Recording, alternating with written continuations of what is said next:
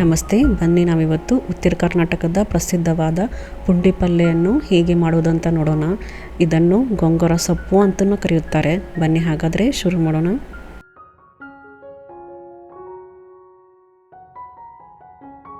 ಮೊದಲನೇದಾಗಿ ನಾನಿಲ್ಲಿ 1 ಕಟ್ಟಷ್ಟು ಪುಂಡಿ ಪಲ್ಯ ತೆಗೆದುಕೊಂಡಿದ್ದೀನಿ. ಇದನ್ನು ಎಲೆ ಬಿಡಿಸ್ಕೊಂಡು ಹೀಗೆ ಚೆನ್ನಾಗಿ ತೊಳೆದುಕೊಳ್ಳಿ. ಇದನ್ನು ಕಟ್ ಮಾಡಬಾರ್ದು. ಕಟ್ ಮಾಡಿದರೆ ಈ ಥರದ ಕಹಿ ಜಾಸ್ತಿ ಬರುತ್ತೆ. ಬನ್ನಿ ಮೊದಲನೇದಾಗಿ ಇದನ್ನು ಚೆನ್ನಾಗಿ ಬೇಯಿಸಿಕೊಳ್ಳೋಣ.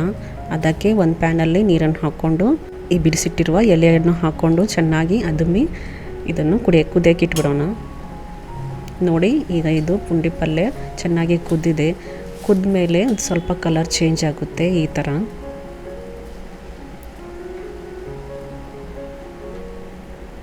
ಆಮೇಲೆ ಗ್ಯಾಸನ್ನು ಆಫ್ ಮಾಡಿ ಇದನ್ನು ಕೆಳಗಡೆ ಇಳಿಸ್ಕೊಂಡು ಬಿಡೋಣ. ಆಮೇಲೆ ಇದನ್ನು ಚೆನ್ನಾಗಿ ಸೋದಿಸ್ಕೊಂಡ್ಬಿಡಿ. ನಂತರ ಮೇಲಿಂದ ಸ್ವಲ್ಪ ತಣ್ಣೀರನ್ನು ಹಾಕ್ಕೊಂಬಿಡಿ. ಇದರಿಂದ ಸ್ವಲ್ಪ ಇದು ಬೇಗನೆ ತಣ್ಣಗಾಗುತ್ತೆ ಮತ್ತು ಕಲರ್ ಚೇಂಜು ನಿಂತು ಹೋಗುತ್ತೆ. ಬನ್ನಿ ನಾವು ಇದಕ್ಕೆ ಒಂದು ನುಚ್ಚನ್ನು ರೆಡಿ ಮಾಡ್ಕೊಳ್ಳೋಣ. ನಾನಿವತ್ತಿಲ್ಲಿ ಮುಸುಕಿನ ಜೋಳ ಅಥವಾ ಕಾರ್ನದ ನುಚ್ಚನ್ನು ತೆಗೆದುಕೊಂಡಿದ್ದೀನಿ. ಇದನ್ನು ನಾನು ಅರ್ಧ ಕಪ್ಪಷ್ಟು ಕಡಲೆ ಬೀಜ ಮತ್ತು 1 ಟೇಬಲ್ ಸ್ಪೂನಷ್ಟು ಕಡಲೆಬೇಳೆ ಜೊತೆಗೆ ನೆನೆ ಹಾಕಿದ್ದೀನಿ. ನೀವು ಬೇಕಂದರೆ ಜೋಳದಿಂದ ನುಚ್ಚು ತೆಗೆದುಕೊಳ್ಬೋದು. ಆಮೇಲೆ ನಾವು ಬೇಯಿಸ್ಕೊಂಡಿರುವ ಪುಂಡಿ ಸೊಪ್ಪಿನ ಜೊತೆ ಮತ್ತೊಂದು ಸರ್ತಿ ಚೆನ್ನಾಗಿ ನೀರು ಹಾಕ್ಕೊಂಡು ಬೇಯಿಸಿಕೊಳ್ಳೋಣ. ಇದಕ್ಕೆ ಹಾಕ್ಕೊಂಡಿರುವ ಕಡಲೆ ಬೀಜ, ಕಡಲೆಬೇಳೆ ಮತ್ತು ಮುಸುಕಿನ ಜೋಳದ ನುಚ್ಚು ಚೆನ್ನಾಗಿ ಬೇಯಬೇಕು, ಮೆತ್ತಗಾಗುವವರೆಗೂ. ಅಲ್ಲಿವರೆಗೂ ಇದನ್ನು ಚೆನ್ನಾಗಿ ಬೇಯಿಸಿಕೊಳ್ಳಿ. ಬನ್ನಿ ನಾವು ಇದಕ್ಕೀಗ ಖಾರಕ್ಕೆ ಹಸಿ ಖಾರನ್ನು ರೆಡಿ ಮಾಡ್ಕೊಳ್ಳೋಣ. ಅದಕ್ಕೆ ಒಂದು ಕುಟ್ಟು ಕಲ್ಲಲ್ಲಿ 10 ರಿಂದ 12 ಚಿಕ್ಕ ಗಾತ್ರದ ಬೆಳ್ಳುಳ್ಳಿ ಹೆಸಳನ್ನು ಹಾಕ್ಕೊಂಡು ಚೆನ್ನಾಗಿ ಕುಟ್ಟಿಕೊಳ್ಳಿ.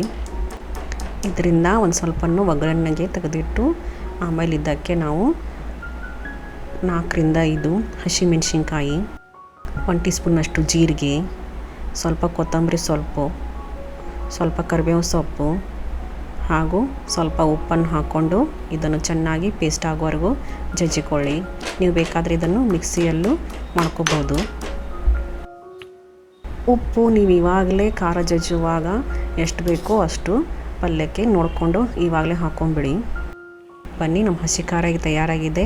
ಇದನ್ನು ನಾವು ಕುದಿಸಿಟ್ಟಿರುವ ಸೊಪ್ಪಿಗೆ ಹಾಕ್ಕೊಳ್ಳೋಣ. ಮೇಲೆ ಸ್ವಲ್ಪ 1 ಟೇಬಲ್ ಸ್ಪೂನಷ್ಟು ಎಣ್ಣೆಯನ್ನು ಹಾಕ್ಕೊಳ್ಳಿ. ಇದನ್ನು ಚೆನ್ನಾಗಿ ಕಲಸಿ ಮತ್ತೊಂದು ಸರ್ತಿ ಕುದಿಯಲು ಬಿಟ್ಬಿಡಿ. ಬನ್ನಿ ಇದಕ್ಕೆ ಒಂದು ಒಗ್ಗರಣೆಯನ್ನು ರೆಡಿ ಮಾಡ್ಕೊಳ್ಳೋಣ. ಅದಕ್ಕೆ 1 ಟೇಬಲ್ ಸ್ಪೂನಷ್ಟು ಎಣ್ಣೆಯನ್ನು ತೆಗೆದುಕೊಳ್ಳಿ. ಅದಕ್ಕೆ 1 ಟೀ ಸ್ಪೂನಷ್ಟು ಸಾಸಿವೆ,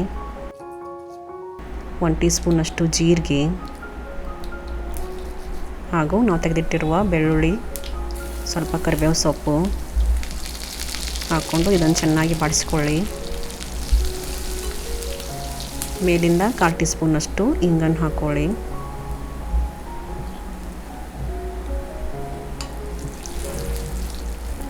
ಮತ್ತು 1 ಟೀ ಸ್ಪೂನಷ್ಟು ಅರಿಶಿನ ಪುಡಿಯನ್ನು ಹಾಕ್ಕೊಂಡು ಇದನ್ನು ಚೆನ್ನಾಗಿ ಒಂದು ಸರ್ತಿ ಮಿಕ್ಸ್ ಮಾಡಿ ನಾವು ಕುದಿಸಿಟ್ಟುವ ಸೊಪ್ಪಿಗೆ ಹಾಕ್ಕೊಂಬಿಡಿ.